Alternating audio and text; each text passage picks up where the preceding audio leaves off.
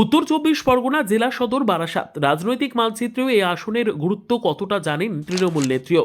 কিন্তু আসন্ন নির্বাচনে বারাসাত বিধানসভায় তৃণমূল কংগ্রেসের প্রার্থী কে হবেন তা নিয়ে যে দোলাচল তৈরি হয়েছে তৃণমূলের অন্দরে, যা শাসক দলের অভ্যন্তরীণ সংকটের এক গভীর প্রতিফলন। বিগত বহু বছর ধরে এই আসনটি বামেদের দুর্গ থাকলেও ঘাসফুলের ঝড়ে তা লণ্ডভণ্ড হয়েছে। তৃণমূলের খাসতালুক হলেও বর্তমান প্রেক্ষাপট কিন্তু সম্পূর্ণ ভিন্ন।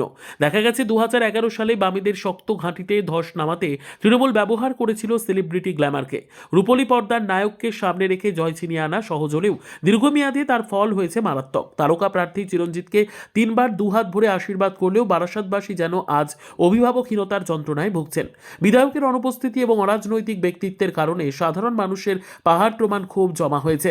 2026-এর নির্বাচনে এই আসনে প্রার্থী কে হবেন? তৃণমূল সূত্রের নানান গুঞ্জনে শোনা যাচ্ছে, প্রথম তালিকায় কোন চিকিৎসক, ব্যবসায়ী কিংবা শিক্ষা জগতের সঙ্গে যুক্ত মানুষের নাম নেই। তৃণমূলের অন্দরে যে ছজনের নাম ঘুরছে সেখানেও টলিউডের নায়ক নায়িকা বা গায়িকাদের নাম রয়েছে। তবে যে নামগুলো প্রথম সারিতে আছে, পরবর্তীতে তার পরিবর্তন সম্ভাবনা ক্ষীণ হলেও অসম্ভব কিছু নয়। কিন্তু প্রশ্ন হলো, বারাসাত কি আবার সেই একই ভুলের পুনরাবৃত্তি দেখতে চায়?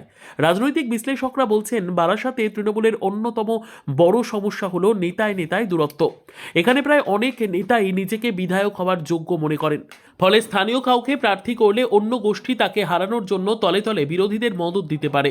এমন আশঙ্কা উড়িয়ে দেওয়া যাচ্ছে না। 2021 সালেও প্রভাবশালীদের স্বার্থে অনেক সম্ভাবনা নষ্ট হয়েছে, যার খেসারত দিতে হয়েছে সাধারণ মানুষকে। উন্নয়নের গতি রুদ্ধ হয়েছে, আর সেই ফাঁক দিয়েই শক্তি বৃদ্ধি করেছে বিজেপি।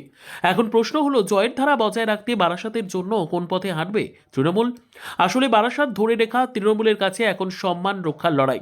এখানে বিজেপি ও তৃণমূলের ভোটের ব্যবধান 10,000-এর নিচে নেমে আসায় লড়াইটা বোধহয় এবার হবে সমানে সমানে।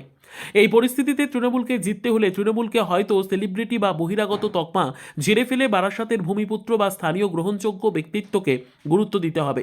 যুক্তিতে বলে, সাধারণ মানুষ এমন কাউকে চায় যাকে আপদে বিপদে হাতের কাছে পাওয়া যায়। সেই সঙ্গে দলের ঊর্ধ্বে যে কেউ নয় তা তৃণমূল সুপ্রিমোকে স্পষ্ট করে দিতে হবে। প্রার্থীর নাম ঘোষণার পর বিক্ষুব্ধ গোষ্ঠী যাতে অন্তর্ঘাত করতে না পারে, তার জন্য কড়া সাংগঠনিক তদারকি প্রয়োজন বলে মনে করছে রাজনৈতিক মহল। জয় নিশ্চিত করতে বিগত দিনের অপরিষেবার ক্ষোভ দ্রুত কমাতে হবে, আর সেই সঙ্গে বারাসাতের যানজট সমস্যা বা নিকাশি ব্যবস্থার মতো দীর্ঘস্থায়ী সমস্যা সমাধানের নির্দিষ্ট রোডম্যাপ প্রার্থীর ইশতেহারে থাকা বাধ্যতামূলক।